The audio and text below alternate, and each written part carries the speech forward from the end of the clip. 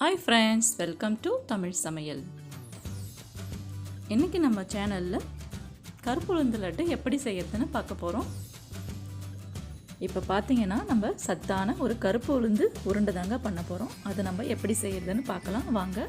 ஒரு கப் கருப்பு உளுந்து எடுத்துக்கங்க. இப்போ நம்ம இந்த கடாய் நல்லா காஞ்சிடுச்சு. இப்போ நம்ம போட்டு வறுத்து எடுத்துக்கலாம்.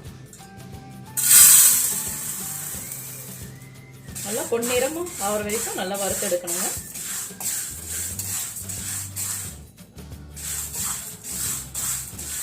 இப்போ நல்லாவே பொன்னிறமாக ஆயிடுச்சுங்க.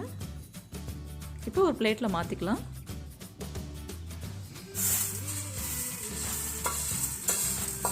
இப்போ இது கூட 2 டேபிள் ஸ்பூன் பொட்டுக்கடலையை வறுத்து எடுத்துக்கலாங்க. இப்போ அந்த பொட்டுக்கடலையை நல்லா வறுத்து எடுத்தாச்சுங்க. ஒரு பிளேட்டில் மாற்றிக்கலாம். இப்போ தேவையான முந்திரியை கொஞ்சமாக எடுத்து வறுத்து எடுத்துக்கலாங்க. இது வறுக்கிறதுக்கு ஒரு 1/4 டேபிள் ஸ்பூன் நெய் விட்டுக்கலாம்.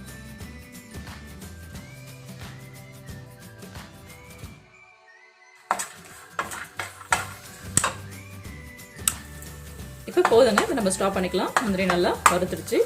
ஒரு பிளேட்டில் மாற்றிக்கலாங்க. இப்போ நம்ம வறுத்து வச்ச இன்க்ரீடியன்ட்ஸ் எல்லாத்தையும் நம்ம அரைச்சி எடுத்துக்கலாங்க. கருப்பு உளுந்து, பொட்டுக்கடலை, முந்திரி இது எல்லாத்தையுமே ஒரு மிக்ஸி ஜாரில் மாற்றிக்கலாம்.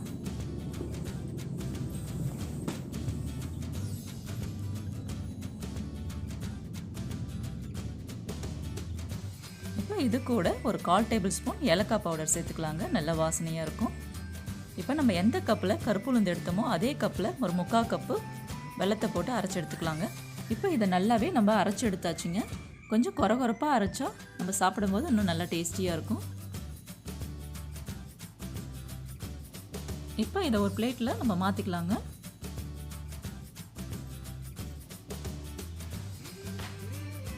இது வாசனைக்காக 1 டேபிள் ஸ்பூன் நெய் போட்டுக்கலாங்க. அரைச்சி வச்ச உளுந்துல இப்போ இது எல்லாத்தையும் நல்லா மிக்ஸ் பண்ணிக்கலாம்.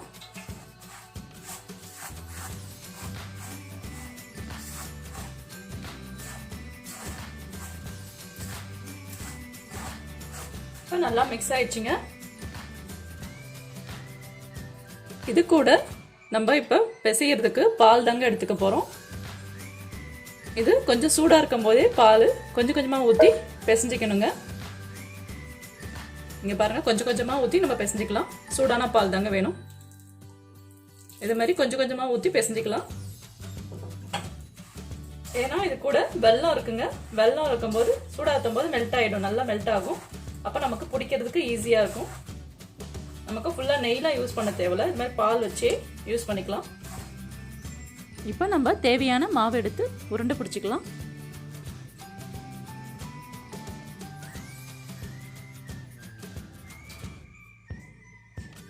இங்கே பாருங்க, நமக்கு சூப்பராக ரெடி ஆயிடுச்சு. இது மாதிரி நம்ம எல்லாத்தையும் செஞ்சுக்கலாங்க.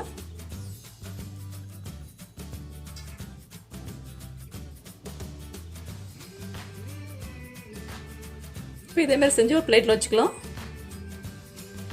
எல்லாத்தையும் இது மாதிரி செஞ்சு ஒரு பிளேட்டில் வச்சுக்கலாங்க. கருப்பு உளுந்து லட்டு ரெடி ஆயிடுச்சுங்க. நீங்களும் இது மாதிரி செஞ்சு பாருங்கள். தேங்க்யூ ஃபார் வாட்சிங்.